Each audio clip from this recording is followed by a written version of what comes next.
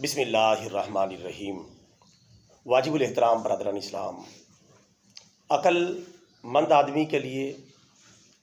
دو زبردست مثالیں پیش خدمت ہیں، ان لوگوں کے لیے جو دل و دماغ سے سوچنے کی صلاحیت رکھتے ہیں۔ ان دو مثالوں پر غور کریں۔ پہلی مثال، انشاءاللہ ان کو غور سے سنیں گے تو بہت کچھ سوچنے سمجھنے کو ملے گا اور اپنے بارے میں اچھا فیصلہ کرنے کا موقع ملے گا۔ پہلی مثال، ہم بازار سے ایک تربوز خریدتے ہیں، مثلاً 5 کلو کا دانہ ہے، وہ لے کے آتے ہیں، اس میں سے ہم گودا نکال لیتے ہیں اور وہ کھا لیتے ہیں، جبکہ تقریباً 1.5 کلو کے حساب سے باہر کا جو چھلکا ہے وہ بھی ہم نے خریدا ہوتا ہے، اس کے بھی پیسے بھرے ہوتے ہیں، لیکن ہم اسے فالتو سمجھ کے پھینک دیتے ہیں اور اس پر ہمیں کوئی تکلیف نہیں ہوتی، کیونکہ ہم نے جو اصل چیز تھی اس کو استعمال کر لیا، اور جو اوپر والا چھلکا تھا چونکہ وہ فالتو چیز تھی ہم نے اسے اتار کر پھینک دیا، اور اس پر ہمیں نہ کوئی دکھ ہوتا ہے اور نہ کوئی تکلیف ہوتی ہے۔ اسی طرح کی مثال آپ خربوزے وغیرہ کی بھی لے سکتے ہیں، اس میں سے بھی ہم جو مطلوبہ کھانے کا مٹیریل ہے وہ کھا لیتے ہیں اور باقی چھلکا اور بیج وغیرہ پھینک دیتے ہیں، اور اس پر ہمیں کوئی تکلیف نہیں ہوتی، حالانکہ ہم نے اس کے بھی پیسے بھرے ہوتے ہیں، پورے وزن کے پیسے بھرے ہوتے ہیں، لیکن ہم اسے پھینک دیتے ہیں کیونکہ وہ پھینکنے کی چیز ہے، فالتو چیز ہے، اضافی چیز ہے، اصل مقصد کی چیز کو اپنا لیتے ہیں۔ اس سے آگے بڑھیں، مثال کے طور پہ ہم اسی طرح کیلا یا مالٹا لیتے ہیں، اس کی بھی صورتحال یہی ہے، جو مطلوبہ اندر کا گودا ہے وہ ہم استعمال کر لیتے ہیں اور فالتو چھلکا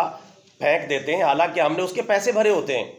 لیکن چونکہ وہ ایک اضافی چیز ہے، ہمیں کوئی دکھ نہیں ہوتا، کوئی تکلیف نہیں ہوتی، ہم اسے پھینک دیتے ہیں۔ اسی طرح تھوڑا سا آگے آ جائیں، مثال کے طور پہ ہم زندہ مرغی خریدتے ہیں، تو زندہ مرغی خریدتے وقت ہم پروں کو اور اسی طرح اس کی علائشوں کو اور دیگر بہت ساری چیزوں کو پھینک دیتے ہیں، اس میں سے جو صافی گوشت ہے اسے ہم استعمال کرتے ہیں، حالانکہ ہم نے وہ زندہ مرغی مکمل طور پہ پیسے دے کے خریدی ہوتی ہے، لیکن وہ فالتو علائشیں، وہ پر، اس طرح کی چیزیں پھینکنے سے ہمیں کوئی تکلیف نہیں ہوتی، کیونکہ ہمارے نزدیک وہ اضافی ہیں، استعمال کی چیزیں نہیں ہیں، حالانکہ ہم نے اس کے پیسے بھرے ہوتے ہیں۔ تو برادران اسلام، جب یہ تربوز، کیلا، اسی طریقے سے زندہ مرغی ہم خریدتے ہیں، فالتو چیزیں پھینک دیتے ہیں اور ہمیں کوئی تکلیف نہیں ہوتی، تو جب ہم اللہ تعالیٰ کے راستے میں 40,000 روپے میں سے 1,000 روپیہ نکالتے ہیں تو ہمیں کیوں تکلیف ہوتی ہے؟ سوچیں، غور کریں۔ 1,00,000 روپے میں سے ہم 2,500 روپے یعنی 2,500 روپے نکالتے ہیں تو ہمیں کیوں تکلیف ہوتی ہے؟ ہمیں اس کے اوپر کشادگی کیوں نہیں پیدا ہوتی؟ کیوں کشادہ دلی کے ساتھ اللہ کے راستے میں خرچ نہیں کرتے؟ یہ میں مثال دے رہا ہوں زکوٰۃ کی، کیونکہ زکوٰۃ 40,000 میں سے 1,000 روپے، 80,000 روپے میں سے 2,000 روپے اور 1,00,000 روپے میں سے 2,500 روپے یعنی 2,500 روپے زکوٰۃ ہے، لیکن وہ زکوٰۃ نکالتے وقت ہمیں تھوڑا سا فیل ہوتا ہے کہ میرا مال جا رہا ہے یا میں خرچ کر رہا ہوں، اور اس کے اوپر اس کے احساس سا ہوتا ہے۔ تو یہ سوچنے والی بات ہے کہ جب وہ چیزیں ہم خریدتے ہیں ان میں سے ہم صحیح چیز کا استعمال کر لیتے ہیں، اضافی چیز پھینک دیتے ہیں، ہمیں کوئی تکلیف نہیں ہوتی۔ تو جب اللہ تعالیٰ کے راستے میں ہم خرچ کرتے ہیں تو اللہ نے اگر مالدار بنایا ہے، دولت مند بنایا ہے، صاحب ثروت بنایا ہے، تو پھر 40,000 روپے میں سے 1,000 روپے نکالنے سے ہمیں کیوں تکلیف ہوتی ہے، کیوں دکھ ہوتا ہے؟ حالانکہ اس کے بدلے میں اجر و ثواب ہے، نیکیاں ہیں، آخرت کا انعام ہے، اللہ تعالیٰ کی رضا اور خوشنودی ہے۔ اور زکوٰۃ کا معنی ہوتا ہے برکت اور بڑھوتری، یعنی زکوٰۃ دینے سے آپ کے مال میں برکت بھی آ جاتی ہے، اضافہ بھی ہو جاتا ہے اور آپ کا مال بڑھ بھی جاتا ہے۔ ادھر یہ بھی فائدہ ہے، ادھر تو تربوز نے تو نہیں بڑھنا، کیلے اور چھلکے نے تو نہیں بڑھنا، اسی طرح وہ زندہ مرغی کی جو علائشیں انہوں نے تو نہیں بڑھنا، ان کو تو ہم پھینک دیتے ہیں۔ ادھر تو وعدہ بھی ہے، انعام بھی ہے اور برکت بھی ہے اور رزق میں اضافہ بھی ہے، لیکن اس کے باوجود ہم اس بارے میں سستی کرتے ہیں۔ یہ سوچنے والی بات ہے، ہمیں اس پر غور کرنا چاہیے اور دیکھنا چاہیے جو اللہ تعالیٰ کا حصہ ہمارے مالوں میں ہے اسے نکالنا چاہیے، کس طرح؟ کشادہ دلی کے ساتھ، خوش دلی کے ساتھ، تاکہ اس پر پورا اجر و ثواب ہمیں میسر آ سکے۔ دوسری مثال آپ سماعت کریں، دوسری مثال بھی ہمارے لیے کئی نمونے اس کے اندر۔ مثال کے طور پہ ہم جس مسجد میں نماز ادا کرتے ہیں، کوئی بھی مسجد ہے ہم جس میں نماز ادا کرتے ہیں، وہاں ہمارے لیے وضو کے لیے پانی دستیاب ہوتا ہے اور روشنی کے لیے لائٹیں دستیاب ہوتی ہیں، اسی طریقے سے ہوا کے لیے پنکھے دستیاب ہوتے ہیں، نمازیں پڑھنے کے لیے چٹائیاں اور قالین دستیاب ہوتے ہیں، امامت و خطابت کے لیے امام اور خطیب دستیاب ہوتے ہیں، لیکن اس سب کے بدلے میں ہم مسجد کی جو سہولیات استعمال کر رہے ہوتے ہیں، اس کے بدلے میں ہم ماہانہ طور پہ مسجد کو کیا پے کرتے ہیں، مسجد کو کیا دیتے ہیں؟ چونکہ ہم اپنی نماز پڑھ رہے ہیں، اپنے کام کے لیے آتے ہیں، چونکہ نماز ہر بندے کا ذاتی فعل ہے، اس کا اور اللہ کا معاملہ ہے، لیکن ہم نماز پڑھتے ہیں اور عبادات کرتے ہیں، تو اس کے بدلے میں جو ہم مسجد کی اتنی ساری سہولیات سے فائدہ اٹھاتے ہیں، ہم سب کو سوچنا چاہیے کہ ہم اس کے بدلے میں مسجد کو کیا دے رہے ہیں، مسجد کے ساتھ ماہانہ ہم کیا تعاون کر رہے ہیں، جبکہ دوسری طرف ہمارے جو گھریلو معاملات ہیں اس میں بجلی کا بل پے کر رہے ہیں، گیس کا بل پے کر رہے ہیں، اسی طرح پانی کا بل دے رہے ہیں، انٹرنیٹ اور کیبل کا بل باقاعدگی سے دے رہے ہیں کہ کیبل والے کیبل نہ کاٹ دیں، اور باقی چیزوں کا، اسی طرح سکول کی فیسیں، ٹیوشن، دیگر چیزیں، معاملات ہم حل کر رہے ہوتے ہیں۔ ہمیں سوچنا چاہیے کیا ہمارے ماہانہ بجٹ میں اللہ کے گھر کا بھی کوئی حصہ ہے؟ کیا ہمارے ماہانہ اخراجات میں ہم نے مسجد کا بھی کوئی حصہ شامل کیا ہے؟ یہ سوچنا چاہیے، ہر مسلمان کو غور کرنا چاہیے۔ جو ہم ماہانہ بجٹ بناتے ہیں جس میں ساری چیزوں کی ہم ادائیگیاں کرتے ہیں، اللہ کے گھر کے لیے ہم اپنے ماہانہ بجٹ میں کیا حصہ رکھتے ہیں؟ باقی حالانکہ ہم دنیا کے سارے معاملات نپٹا رہے ہیں، باقی رہا یہ سوال، ایک سوال بھی پیدا ہوتا ہے کہ یار مال کم نہ ہو جائے، زکوٰۃ دینے سے، اللہ کے گھر میں خرچ کرنے سے مال کم نہ ہو جائے؟ تو اس بارے میں ایک قرآن پاک کی آیت سن لیں اور پیارے نبی کا ایک فرمان سن لیں، یہ مسئلہ بالکل کلیئر ہو جائے گا۔ اللہ تعالیٰ قرآن پاک میں ارشاد فرماتا ہے وَمَا أَنفَقْتُم مِّن شَيْءٍ فَهُوَ يُخْلِفُهُ وَهُوَ خَيْرُ الرَّازِقِينَ، اور جو کچھ بھی تم اللہ تعالیٰ کے راستے میں خرچ کرتے ہو اس کا اللہ تعالیٰ ضرور بدلہ عطا فرما دیتا ہے، اور وہ بہترین روزی عطا کرنے والا ہے۔ اللہ فرماتا ہے جو کچھ تم خرچ کرتے ہو میں اس کا بدلہ دے دیتا ہوں، دنیا میں بھی اور آخرت میں بھی، اس کے بدلے میں کوئی نہ کوئی فائدہ، کوئی نہ کوئی بینیفٹ آپ کو دنیا اور آخرت میں مل جائے گا۔ یہ قرآن ہے، یہ کوئی دنیا کی کہانیاں نہیں، یہ کوئی ٹی وی چینلوں کی خبر نہیں، اللہ کے قرآن کا فیصلہ ہے کہ جو کچھ بھی تم اللہ کے راستے میں خرچ کرتے ہو اللہ اس کے بدلے میں تمہیں عطا کر دیتا ہے، اور وہ بہترین روزی دینے والا ہے۔ تو گھاٹے کا تو سوال ہی پیدا نہیں ہوتا، کیونکہ اللہ سے تجارت ہو رہی ہے، اللہ سے کاروبار ہو رہا ہے، اور اللہ سے جو تجارت اور کاروبار ہوتا ہے اس میں گھاٹے کا کوئی سوال نہیں ہوتا۔ اب اپنے پیارے نبی صلی اللہ علیہ وسلم کے ایک چھوٹا سا فرمان سن لیں۔ ہمارے پیارے نبی صلی اللہ علیہ وسلم کا فرمان ہے، صحیح مسلم شریف کی حدیث مبارکہ ہے، ما نقصت صدقۃ من مال، کہ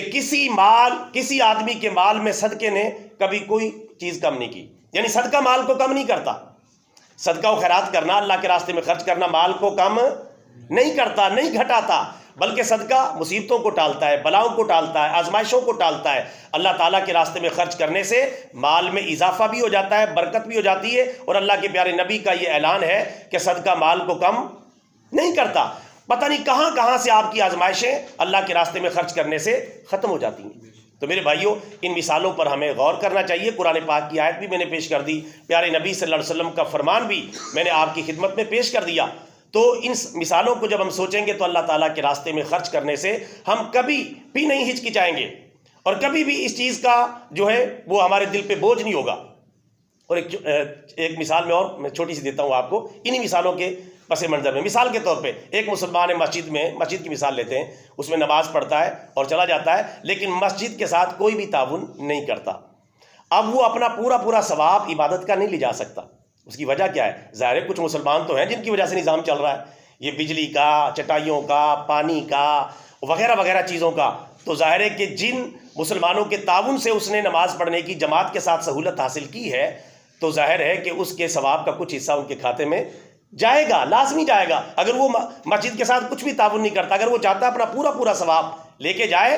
تو اللہ کے گھر کے ساتھ کچھ نہ کچھ تعاون ضرور کرتا رہے، تاکہ اس کا حصہ ان چیزوں میں ڈلتا رہے اور وہ اس کی عبادت کا اسے مکمل ثواب ملے۔ ورنہ وہ مسلمان جن کا تعاون شامل ہوتا ہے مسجد کی سہولیات میں، الحمدللہ ان کا ہر نمازی کی عبادات میں حصہ لگ جاتا ہے اور ثواب ان کو ملتا ہے۔ پانی کے معاملات، بجلی کے معاملات، دیگر معاملات، ان میں ان کو ثواب ملتا ہے۔ تو یہ ایک غور کرنے کی بات ہے۔ اگر ہم اپنا پورا عبادت کا ثواب لینا چاہتے ہیں، اس حوالے سے بھی ہمیں حصہ ڈالنا چاہیے۔ میں تو بعض اوقات یہ بھی میرا دل کرتا ہے آپ سے بھی کہوں اور خود بھی یہ دعا مانگا کروں کہ یہ شروع کرنی چاہیے ہمیں دعائیں۔ جو آج کل حالات ہے کہ دینی اداروں کو، مساجد کو نہ تو حکومت کی طرف سے سپورٹ ہوتی ہے، نہ امیر مسلمانوں کی طرف سے سپورٹ ہوتی ہے۔ یہ غریب مسلمان، یہ درمیانے درجے کے مسلمان، یہی اللہ تعالیٰ کے دین کا کام کر رہے ہیں، یہی اللہ تعالیٰ کے دین کو سپورٹ کرتے ہیں۔ اس لیے رسول پاک صلی اللہ علیہ وسلم نے فرمایا یہ دین غریبوں سے شروع ہوا ہے، غریبوں پر ہی ختم ہوگا۔ اے غریبوں تمہارے لیے مبارک ہو۔ یہ حدیث کے الفاظ ہیں، یہ میرے الفاظ نہیں ہیں، بخاری شریف کے الفاظ ہیں کہ دین غریبوں سے شروع ہوا ہے، غریبوں پر ہی اس کا اینڈ ہوگا۔ اور فرمایا اے غریبوں، یعنی اے کم مال رکھنے والوں، تمہارے لیے خوشخبری ہو اور تمہارے لیے مبارک ہو، کیونکہ غریبی اللہ اللہ کر رہے ہیں، درمیانہ طبقہ یا پرائمری طبقہ اللہ اللہ کر رہا ہے، اور ان کی وجہ سے میں سمجھتا ہوں کہ قیامت نہیں آ رہی۔ رسول پاک صلی اللہ علیہ وسلم نے فرمایا قیامت اس وقت تک نہیں آئے گی جب تک دنیا میں ایک اللہ اللہ کہنے والا بھی موجود ہے، ایک اللہ اللہ کہنے والا، ایک بھی اللہ اللہ کہنے والا ہے، اس پر قیامت قائم نہیں ہوگی۔ اس اللہ اللہ کہنے والے کی برکت ہے، اور اللہ اللہ زیادہ کون کر رہے ہیں؟ یہی مسلمان جن کے پاس مال کم ہے اور جن کے پاس جو ہے دولت بھی کم ہے۔ تو ہمیں لگتا ہے کہ اب یہ دعائیں شروع کرنی پڑیں گی، یا اللہ وہ امیر مسلمان اور وہ حکمران جو تیرے دین کو سپورٹ نہیں کرتے، دینی اداروں کو سپورٹ نہیں کرتے، یا اللہ اگر وہ سپورٹ کریں تو ان کے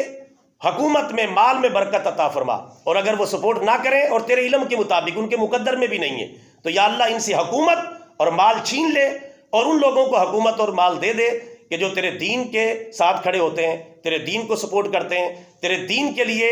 ہر وقت کمر بستہ رہتے ہیں۔ ایسے امیروں کے پاس مال کا کیا فائدہ؟ ان سے چھین کے ان غریبوں کو دیا جائے جو امیر ہو کر اللہ کا شکر بھی ادا کریں اور اپنے مال کا کچھ حصہ اللہ کے راستے میں خرچ کریں۔ اور ایسے حکمرانوں کا کیا فائدہ جو عوام کا خون چوسنے میں لگے ہوئے، ٹیکس لگا لگا کے، زکوٰۃ کا نظام نافذ نہیں کیا، ورنہ زکوٰۃ کا نظام ہوتا ٹیکس لگانے ہی نہ پڑتے، ٹیکس لگا لگا کے قوم کا خون چوس رہے ہیں، اور بدلے میں دین کو کوئی سپورٹ نہیں کرتے، دینی اداروں کو کوئی سپورٹ نہیں کرتے۔ یہی ہے وہ ظالمانہ نظام۔ اسلام کا جو بہترین نظام ہے اس میں ٹیکس نہیں ہے، اس میں ہے زکوٰۃ کا نظام ہے، زکوٰۃ کا نظام، اور زکوٰۃ امیروں سے لی جاتی ہے، صرف غریبوں کو چھٹی ہے، غریبوں کو دی جائے گی۔ اور یہ جو ظالمانہ ٹیکس کا نظام ہے، یہ اس سے بھی ٹیکس لیا جاتا ہے کہ جس بیچارے کے پاس کفن کے پیسے بھی نہ ہو اس کو بھی ٹیکس دینا پڑے گا۔ ماچس کی ایک ڈبی پر، چھوٹی چھوٹی چیزوں پر، 1 روپے کی ٹافی کے اوپر بھی آپ کو ٹیکس دینا پڑتا ہے۔ ٹیکس کے بغیر نظام چلتا ہی نہیں، یہ جمہوری نظام جو ہے۔ اس لیے اللہ تعالیٰ ہمارے اس جمہوری نظام سے ہماری جان چھڑائے، اسلامی نظام ہم سب کو عطا فرمائے جس میں امیروں کا بھی لحاظ ہے، غریبوں کا بھی لحاظ ہے، اور اس جمہوری نظام کے اندر جو ہے کسی کا لحاظ نہیں، غریبوں کو جن کے پاس کفن کے پیسے بھی نہ ہو ان سے بھی ٹیکس وصول کیا جاتا ہے اور امیروں کی تجوریوں میں منتقل کیا جاتا ہے۔ اللہ تعالیٰ ہمیں اپنے دین کے ساتھ کھڑا ہونے کی توفیق عطا فرمائے، اپنے راستے میں کھل کے خرچ کرنے کی توفیق اور ہمت عطا فرمائے۔ وآخر دعوانا ان الحمد للہ رب العالمین۔